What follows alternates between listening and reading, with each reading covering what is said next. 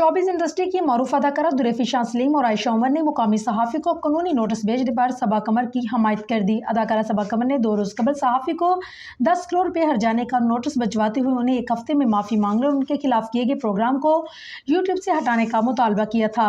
सहाफ़ी ने अपने यूट्यूब प्रोग्राम में दावा किया था कि सबा कमर 2003 और 4 में लाहौर में एक मर्द की जानिब से दिए गए घर में रहती थी और उनसे शादी करना चाहती थी, लेकिन बाद में उनके दरमियान इख्तिलाफ़ात हो गए। उन्होंने ये भी दावा किया था कि सबा को कोई भी शख्स किसी भी शहर में घर दे तो वो वहाँ रहने के लिए तैयार हो जाती हैं।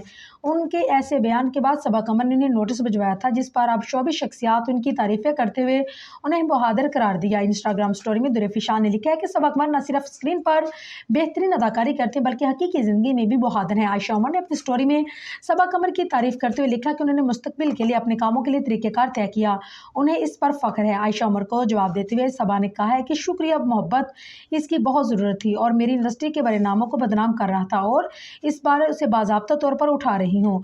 अब उसे अपने किए का खमियाजा भुगतना पड़ेगा।